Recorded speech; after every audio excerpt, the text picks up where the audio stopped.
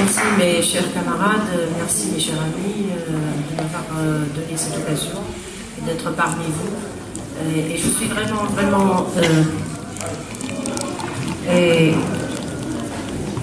vraiment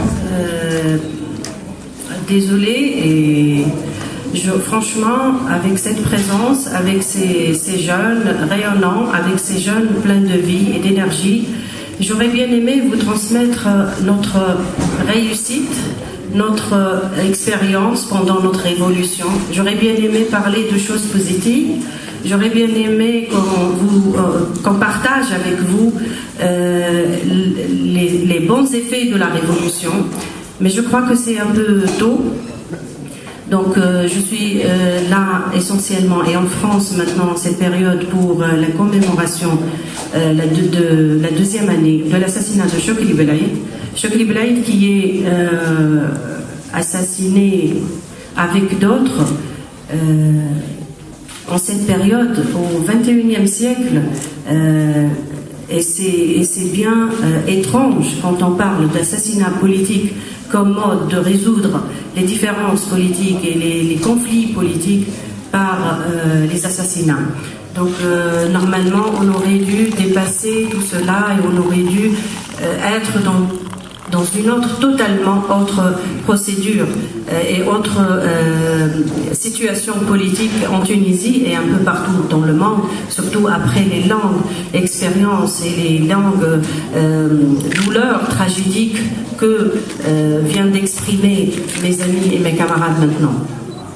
Chokri Belaïd était l'une des plus hautes voix en Tunisie. Il a participé pleinement à la révolution. Il a participé pendant toute sa vie, je dirais, à partir de l'âge de 16 ans.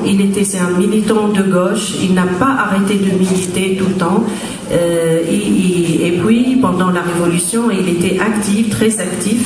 Et juste après le 14 janvier 2011, il a participé à mettre sur la scène politique son parti politique, les Patriotes démocrates. Après, il a participé aussi à naître le Front populaire comme front de gauche en Tunisie pour confronter justement les fronts, l'ancien régime et le front de droite qui était aussi en train de se réunir ensemble. Donc, Chokri Belaïd n'a pas arrêté de militer, n'a pas arrêté de dire ce qu'il pensait, n'a pas arrêté de décortiquer la scène politique avec une clairvoyance très rare, il n'a pas arrêté de vulgariser les notions politiques d'une manière très attirante et qui a beaucoup attiré la population. Et en 2003, c'était l'un des plus grands leaders en Tunisie, l'un des plus grands leaders de gauche entendus, l'un des plus grands leaders suivis dans les plateaux. Et pendant une période très très difficile politiquement, quand il y avait le Troïka guidé par El Nada, il était tout le temps en train d'expliquer que la problématique c'est pas du tout être musulman ou ne pas être musulman. La problématique c'est une lutte de classe, c'est les pauvres, c'est la situation, les problématiques posées aux pauvres, aux ouvriers. C'est la problématique, c'est beaucoup plus profond que ça, et c'est ce que le pouvoir en place, la Troïka était en train de poser sur la scène politique. Ce n'était qu'une manière de détourner les problématiques sérieuses et réelles qui concernent la population tunisienne. Donc Chokri Belaïd était très contesté par les islamistes et l'extrémiste de droite. Et en 2013, le 5 février 2013, c'était son dernier plateau. Là où il n'a rien réclamé qu'un dialogue national pour pouvoir arriver à une situation politique entre guillemets confortable, et pour pouvoir avancer, pour continuer les objectifs et pour finir les objectifs de la révolution. Le 6 février, le matin, il a été assassiné par 6 balles en bas de chez nous. Et Et donc, ils essayaient de faire taire cette voix claire, cette voix très aimée par la population tunisienne. Et ils pensaient, bien sûr, le faire taire et faire écarter aussi son rêve et ses principes, ses valeurs. Mais bien au contraire, le 6 février, toute la Tunisie a été bouleversée par cet assassinat. Le 8 février, le jour des funérailles, il y a eu 1 500 000 personnes qui sortaient dans la rue au capital, seulement au capital. Il y avait des funérailles fictives dans les régions et il y a eu un bouleversement total sur le plan politique en Tunisie. 5 mois et demi après, il y a eu l'assassinat de Mohamed Brahmi aussi, député à la Constituante, qui a vraiment aggravé la situation politique et qui a mené, après un grand meeting à Bardo pendant 2 mois et demi, qui a mené à la disparition entre guillemets, disparition bien sûr, parce qu'il n'y a pas eu une disparition totale, du gouvernement de Troïka. Là maintenant, aujourd'hui, on est à la 2e année et on est toujours sans vérité. Le problème que aussi mes amis sont en train de traîner, moi je commence à peine ce combat. Donc on a tout vu, on a vu l'État, les institutions qui ne veulent pas aider ni participer à savoir la vérité. Et bien au contraire, on a vu un ministère de l'Intérieur qui a camouflé les vérités, un ministère de l'Intérieur qui a tout fait pour qu'on n'ait pas les preuves concernant les assassinats. Ils nous ont avancé un groupe d'extrémistes dès la première semaine et c'était le seul et unique scénario adopté par le gouvernement et par les institutions.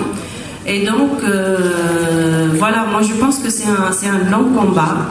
Je sais, d'après ce qu'on a vu aussi avant avec l'assassinat de Ben Barka et d'autres sur la région, je sais que c'est un long combat. Je sais que ça ne va pas se résoudre du jour au lendemain.